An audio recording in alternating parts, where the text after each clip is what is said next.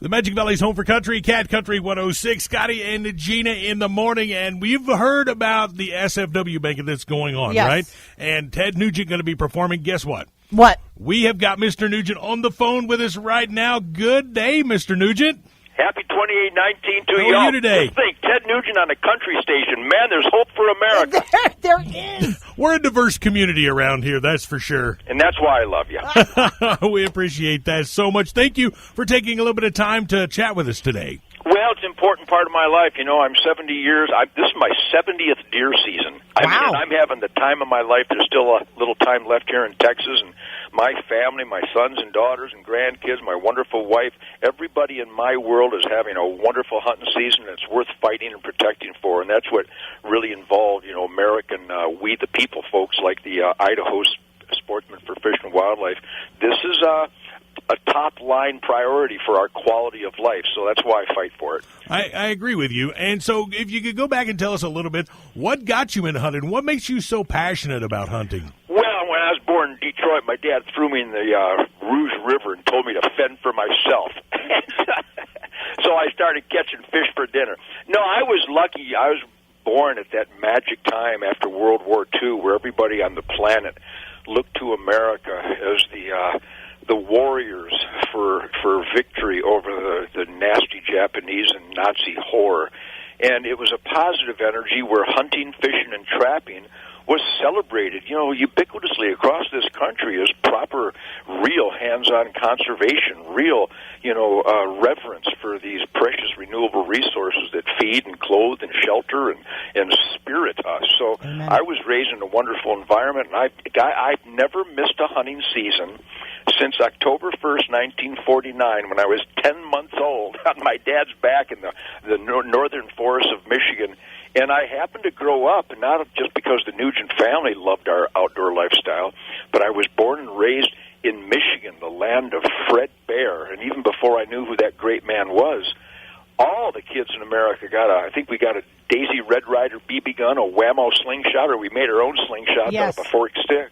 And it was I like to call it projectile management. We learned to aim small, miss small. And it was a great stimulating, exciting, you know, challenging outdoor lifestyle. And that's what kept me clean and sober for 70 years, literally against the goofball hippies and the drug and alcohol world of rock and roll, because I couldn't wait to get to the deer woods with my mystical flight of the arrow. And here I am 70, and I enjoy it more now than ever. You know, and I'm the same way. My father was a hunter safety course instructor, so I pretty much grew up in the woods, and Yes. I grew up learning not only, you know, how to hunt and everything, but one of the things that I find the most important is respect. Respect for, you know, the animals and respect for your fellow hunters. And so I think that was very important. So do you think that it's important to start people out young hunting, or how do you feel that way? Well, I don't feel anywhere. I know it's a self-evident truth. I started the Ted Nugent Camp for Kids. It's a 501c3 nonprofit, strictly volunteer charity 30 years ago. We've graduated 18,000 kids. Wow. And remember, this is Ted Nugent that wrote Wango Tango, and still the parents bring their children, and they bring their children because I teach them, and my volunteers teach them, just great, great families, that being clean and sober is essential for a real American dream. And the ultimate, no matter what you choose to do, whether you want to be a hardware store operator or a guitar player or a CEO of anything, if you want an American dream, you have to challenge yourself to excellence at every turn in your life.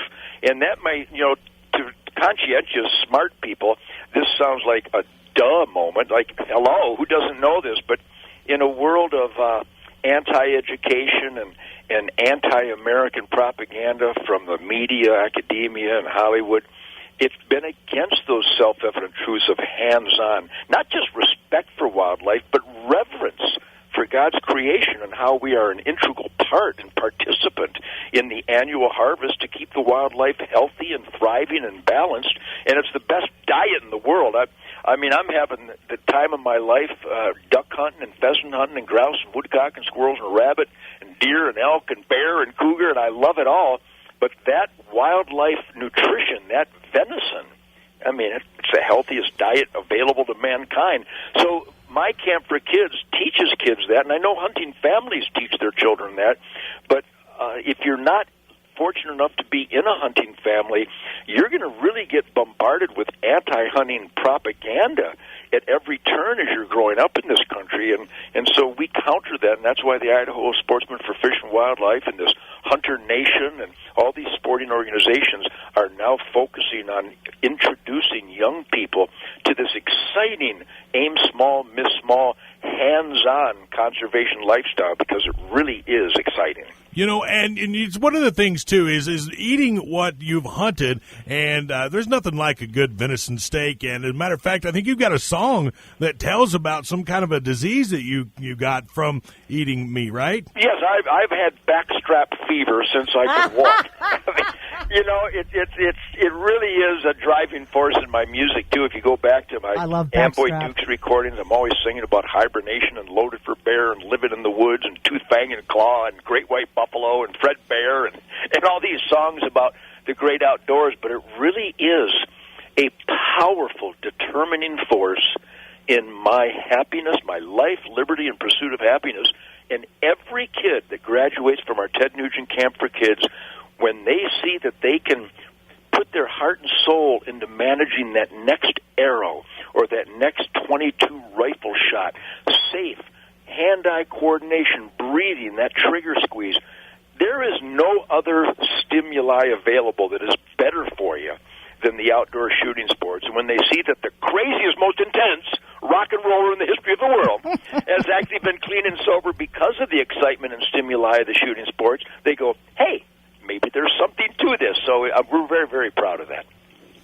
You know, and like I said, I was raised that way, and I think it teaches you discipline. And I think sometimes I look at some of the young people these days and think that discipline is something that's lacking. So we commend you, you know, for making that Ted Nugent Camp for Kids so that you can teach that discipline, not just, you know, as far as respectful hunting, but like when you're shooting and the breathing and all of that. It takes, you know, self-mastery, and I think that's so important today. You know, it really is. And here it is 30 years later when we started. And I started the Ted Nugent Camp for Kids charity pretty much at the prodding of my great hero and friend, my blood brother, Fred Bear, in the last hunt we had together before he died in 1987. The kids now that come to my camp, you know, they're coming from the inner city a lot. In fact, we have a lot of law enforcement heroes that are volunteers at our camp. And they intentionally seek out kids of special needs and, you know, kids that have a tough way in life in the inner city. And I'm telling you, the awakening that these children experience and celebrate when they get a bow and arrow in their hand, or they see the bobber going down and a fish is biting that hook. But incredibly, 30 years later, I have parents now bringing their children that were the first kids to go to my camp. So I'm bringing this, what I call the spirit of the wild, this exciting outdoor lifestyle that will literally help you focus on any endeavor better, because your outdoor demands it demands a higher level of awareness. And when you apply that higher level of awareness to any activity, you will really excel at that activity. And these parents, when they hug me at the end of each camp, we have a camp in Colorado, Nebraska, South Dakota, and Iowa. And when these parents and grandparents thank me and hug me, it's really, really emotional, because some of the alternate lifestyles that are pounding these kids nowadays are just suicidal. They're not healthy. They're deadly. They're not about quality of life. And the minute that kid sees that bobber go down, or sees that arrow get close to that bullseye, or sees that 22 bullet hit that can on the fence post, I'm telling you, it's as magic as anything we can experience. And, you know, so, yeah, it's really good. And thank you so much for, you know, taking and investing, you know, in our next generation. I think that that's a super important thing. And, you know, you talk about Fred Bear. My very first bow was a bear bow. So, you know, that hits a little close to home for me. So, well, he was a great man. I was so lucky to meet him when I was a little boy and hunt with him all my life. And once I realized that he was more than just a great bow hunter, an entrepreneur, and visionary, he's just a fine, fine gentleman. So when he passed away in April of 1988, this song blew blew up out of me, an emotional, musical representation of my love and my pain of losing this great man. And that song, Fred Bear, is played in every pickup truck on opening day of pretty much every hunting season across the country. And the communication I get on Facebook from millions and millions of people what the Fred Bear song means to them, whether it's about their dad, their uncle, their brother, their mom, their grandpa, their grandma. It's an emotional bond that we have around a campfire. And the more people that experience a hunting, fishing, trapping, outdoor lifestyle campfire, I'm telling you, the better America will be.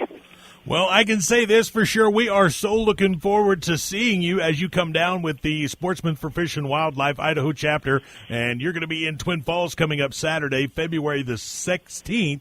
And that's just going to be a great time. And we want to say thank you for helping out our organization around here. Yeah, it's important stuff, man. Conservation, that's where quality of life comes from. Quality air, soil, and water. And it comes because hunters and fishermen and trappers buy all this gear and we spend all this money to hire scientists and biologists to manage wildlife habitat, which is where our quality of air, soil, and water comes from. Yes. Duh. And I'm just a guitar player, and I figured that out all by myself. Well, thank you so much for taking some time to chat with us, too. We really do appreciate that. We're going to get the information out for the event so people can come and attend and meet with you, and it's a great time. So you have an awesome day, and once again, thank you for taking your time to chat with us over here on the countryside. You bet, man. God bless America. God bless Idaho. All right. God bless you, too. Live it up. Bye-bye. Bye-bye.